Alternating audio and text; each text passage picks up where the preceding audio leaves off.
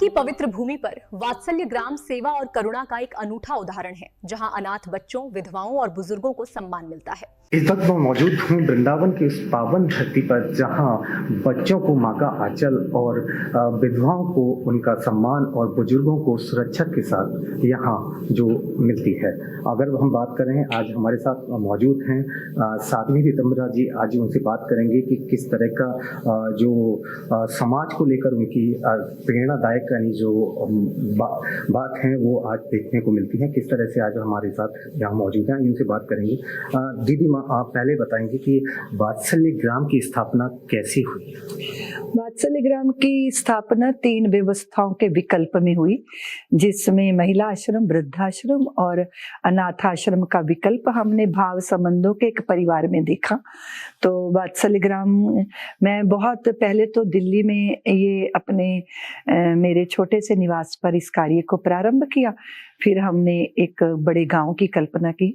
तो उसके पीछे यही था कि अगर बच्चों को रोटी चाहिए, कपड़ा चाहिए, छत चाहिए, लेकिन उनको मानसिक खुराक भी चाहिए। उनको मानसिक सुरक्षा का बोध जो है वो तब मिलता है जब उनको प्यार मिलता है, और प्यार उनको तब मिलेगा जब उनके साथ किसी स्त्री का माँ के नाते संबंध स्थापित होगा।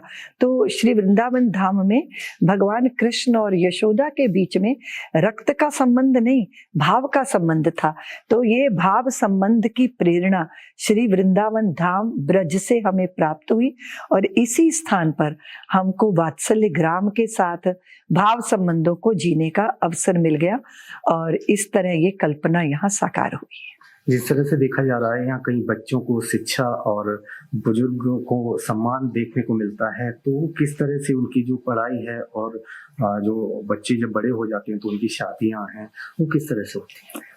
जैसे यहाँ पे जो बच्चे आते हैं उनको पालने में छोड़ दिया जाता है। उसमें बहुत सारे तो दिव्यांग बच्चे होते हैं, बहुत सारी ऐसी बच्चियां ज्यादा होती हैं, बच्चे बेटे कम होते हैं, लेकिन बेटे भी होते हैं, लेकिन बहुत सारे बच्चे दिव्यांग होते हैं। तो दिव्यांग बच्चों के लिए यहाँ पे उनके शिक्षण प्रशिक्षण की व्यवस्था है, और जो बच्चे सामान्य हैं उनके लिए यहाँ संविद गुरुकुलम में वो पढ़ते हैं। उसके बाद वो पोस्ट ग्रेजुएशन या ग्रेजुएशन करने बनस्थली राजस्थान जाते हैं। तो कहने का भाव ये है कि कोई भी एक बच्ची पालने में आती है, फिर वो डॉक्टर, इंजीनियर, चार्टर्ड अकाउंटेंट बनकर पालकी में बैठकर किसी अच्छे प्रतिष्ठित परिवार की पुत्र वधू बनकर यहाँ से विदा होती है। इस तरह करके हम बच्चों को समाज की मुख्य धारा में पहुंचाने का जो है कार्य करते हैं। तो ये बहुत बड़ा समय का मतलब पूरी एक पीढ़ी को इसमें खपना पड़ता है कि जो समाज की मुख्य धारा से अलग फेंक दिया बच्चा है, उसको पुनः समाज में पहुंचाने की ये साधना भूमि है वात्सल्य ग्राम। दीदी माँ, जिस तरह से देखा जा रहा है कि रिश्तों की दौड़ लगातार कमजोर होती जा रही है, तो उसको लेकर युवाओं को कोई संदेश देना चाहिए? देखिए, रिश्ते तो अभी रिसने लगे हैं शर्मा जी, क्योंकि रिश्तों को अभी ना लाभ हानि के तराजू पे तौला जा रहा है, जो कि बहुत ही विचित्र है। मैं सोचती हूँ कि आजकल तो लोग कहते हैं कि मैं वस्तुओं से प्यार करता हूँ, वस्तुओं का इस्तेमाल किया जाना चाहिए, वस्तुओं से प्यार नहीं किया जाना चाहिए। और संबंधों का इस्तेमाल हो रहा है, संबंधों का इस्तेमाल नहीं किया जाना चाहिए। संबंधों में प्यार पाना, प्यार देना, ये होना चाहिए। और आप किसी भी तरह अपनी जिंदगी के किसी भी पड़ाव में देख लें, पदार्थ आपको सुविधा में रख सकते हैं, लेकिन प्यार आपको सुख में रखता है। इसलिए पदार्थों के लिए, पैसे के लिए अपने रिश्तों को तोड़ के मत निकलिए, पछताओगे, क्योंकि अंतर बंजर हो जाएगा। वो प्रेम से ही सिंचित होता है। इसलिए संबंधों को, और मैं तो कहूंगी माँ पिता के सम्मान को अगर हम उन्हें ना दे सके तो जिंदगी में आप सब कुछ पालोगे पर अंदर से खोखले ही रहोगे। इसलिए अपने माँ पिता, अपने संबंधी, अपने भाई अपना बल होते हैं, अपनी संतानें अपने जीवन का फल होती हैं। इसलिए संबंधों की महिमा को अगर हम महिमा मंडित करेंगे तो वो महिमा मंडित हो जाएंगे, नहीं तो तो वो फिर रिश्ते तो रिसने लग जाते हैं, फोड़े की तरह, मवाद की तरह। लोग एक दूसरे को कष्ट देते हैं ईर्ष्या द्वेष में, यहाँ तक कि कचहरियों में घसीट लेते हैं। सालों सालों तक एक बीता जमीन के लिए लोग अपने भाइयों को कचहरी की धूल चटाते हैं। और एक ये देश वो है भारत भूमि जिसमें जो है अयोध्या का सिंहासन 4 भाइयों के बीच में फुटबॉल की तरह ठोकरे खाता रहा, किसी ने उसको स्वीकार नहीं किया। 14 साल तक लकड़ी की पादुका ने अयोध्या के सिंहासन पर राज किया। संसार में ऐसा उदाहरण कहीं नहीं मिलेगा। तो हम रामचरितमानस पढ़ें घर घर में, और फिर संबंधों को कैसे जिया जाता है प्रभु श्री राम से सीखें कि कैसे पिता, कैसे पुत्र, कैसे पति होते हैं, कैसे प्रजा के पालक होते हैं। इसलिए आदर्श जीवन भारतीयों का होना बहुत जरूरी है। नहीं तो घर घर में जिस तरह का क्लेश है, जिस तरह के लोग डिप्रेशन, अवसाद और बीमारियों के जो है वो शिकार हो रहे हैं, उसके पीछे यही है।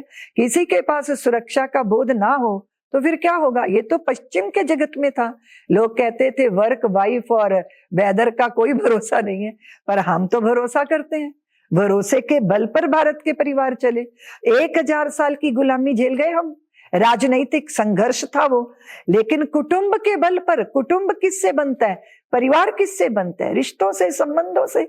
इसलिए उनकी महिमा को समझना चाहिए। और हम जो मेहनत करें वो मेहनत भी अपने परिवार के पोषण के लिए हम करते हैं। तो इस दृष्टि से मुझे लगता है परिवार हमारी पूंजी है, संबंध हमारी संपदा है, और उसके बीच में संवाद बना रहेगा तो संबंध खिलते रहेंगे। युवाएं जैसे लगातार भटक रहे हैं, उसको लेकर, युवाओं को लेकर क्या कहना चाहिए? देखिए, युवा तो भटक रहे हैं रोजी रोटी की तलाश में। युवा के लिए भटकना जरूरी होता है, क्योंकि उनको अपने आप को स्थापित करना है, संघर्ष भी उनके लिए जरूरी होता है। लेकिन युवा अपने अंतर मन में ठहरा रहे, अपने असूलों आदर्शों की भूमि पे खड़ा रहे, और बाहर तो परिश्रम, मेहनत, चलते रहना, जिंदगी चलते रहने का काम है। लेकिन एक भटकाव होता है कि ना तो आपको लक्ष्य पता है, और ना तो आपके जीवन का उद्देश्य पता है, ना आपकी साधना सिद्ध है। अंदर से आप बहुत सारी इच्छाओं की वजह से दुर्बल है, तो ये इसको भटकाव बोलते हैं। चलना भटकना नहीं होता। तो इस भटकाव से मुक्त तभी हुआ जा सकता है जब आपके लक्ष्य पवित्र हो, आप में स्पष्टता हो, और उनको पाने की आप में प्रतिबद्धता हो। और अगर कोई भटका आ भी जाए तो परेशान नहीं होना चाहिए। चढ़ता है तूफान कभी तो कभी उतरता है, मानव तू परिवर्तन से काहे को डरता है। अगर कभी हमारे विचारों में पतन आ भी गया तो पुनः उठकर चलना चाहिए उत्कर्ष की तरफ। ये तो निरंतर चलने वाली प्रक्रिया है। यही मेरा युवाओं से कहना है। उनके लिए आदर्श हैं भगत सिंह, राजगुरु सुखदेव, स्वामी विवेकानंद जी, छत्रपति शिवा महाराणा प्रताप। हमारा तो वांग्मय भरा पड़ा है आदर्श पुरुषों से।